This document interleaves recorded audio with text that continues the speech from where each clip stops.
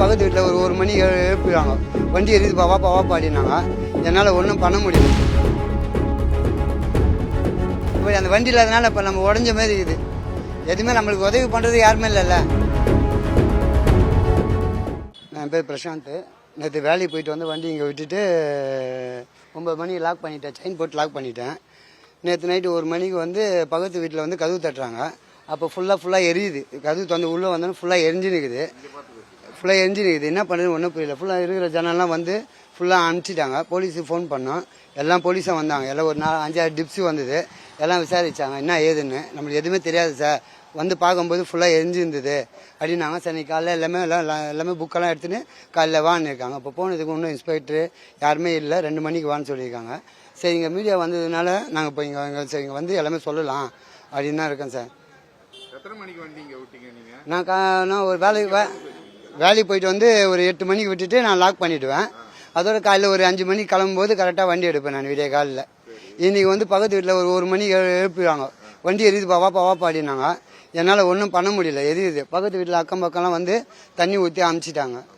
ஆமாம் சார், மொத்தம் 3 வண்டி சார். என் வண்டி ஒன்று, என் அண்ணன் நம்ம தெரிஞ்சு ஒரு அண்ணன் இருக்காரு, அது ஸ்பெண்டர், அதுவும் எரிஞ்சிச்சு. பக்கத்து வீட்டு ஒருத்தர் இருக்காரு, அவர் வண்டியை எரிஞ்சிட்டு இருக்குது சார்.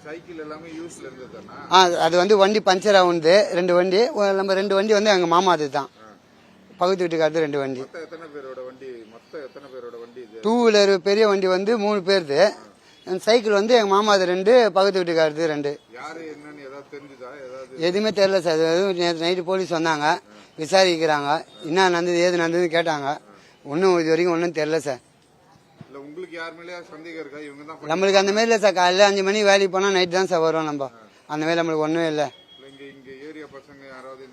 அப்படியெல்லாம் ஒன்றும் நம்மளுக்கு இல்லை சார். காலையில் போனால் நைட்டு வரும். நம்மளுக்கு யாருக்குமே இந்த மாதிரி விஷயம் ஒன்றும் இல்லை சார். அந்த லாஸ்ட்டில் ஒரு சிசிடிவி ஃபுட்டேஜ் இருக்கு, இன்னும் அந்த இடத்துக்கு போகல. இந்த பக்கத்தில் வந்து மெயின் ரோடில் அது இந்த சைடு வந்தவங்க யாருன்னா பார்க்கலாம் அந்த மெயின் ரோடில். இல்லை அந்த சைடு போயிருந்தா அப்படி அந்த மாதிரி நடந்துருந்தால் அப்படி பார்க்கலாம், இல்லை இந்த சைடு பார்க்கலாம் சார். இல்லை சார், இந்த தெருவில் எதுவுமே இல்லை சார். அதான் நேற்று நைட்டு வந்தாங்க, என்னப்பா நடந்ததுன்னு கேட்டாங்க. கேட்டதுக்கு வந்து சரி நாளைக்கு காலையில் எல்லாமே புக்கெல்லாம் எடுத்துன்னு வாப்பா, வண்டி புக்கு பேரில் தானே இருக்குதாங்க. ஆமாம் சார், புது வண்டி இப்போ தான் 5 டியூ கட்டியிருக்கேன். வண்டி வாங்கி 5 மாதம் ஆகிடுது. 5 டியூ கட்டிட்டேன். முந்தானே தான் கட்டினேன். 5280 ரூபா முடிஞ்சிச்சு. காலையில் கூட சேடு வந்து போனார். சரி பார்ப்பா, அது ஸ்டேஷனில் போய் கம்ப்ளைண்ட் கொடுப்பா அப்படின்னாரு. இது வரைக்கும் என்ன நடந்ததுன்னு தெரியல. ஸ்டேஷனுக்கு போயிட்டு வந்தேன் 2 மணி வரைக்கும். என்னண்ணா அவ்வளோ பேர் வண்டி வாங்கி அவ்வளோ கஷ்டப்பட்டு டியூ கட்டி என்ன பண்ணுறது ஒன்றும் தெரியல. வேலை வெட்டி இல்லாமல் இப்போ வீட்டில் உட்கார்ந்த மாதிரி இருக்குது. நான் பிளிங்கிட்டில் டெலிவரி வேலை செய்கிறேன். ஒரு நாளைக்கு 1000 ரூபாய் வரும் பெட்ரோல். அதான் ஒரு நாளைக்கு 1000 ரூபாய் சம்பாதிக்கிறேன்னா அந்த வண்டி இல்லாமல் எப்படி சம்பாதிக்க முடியும்?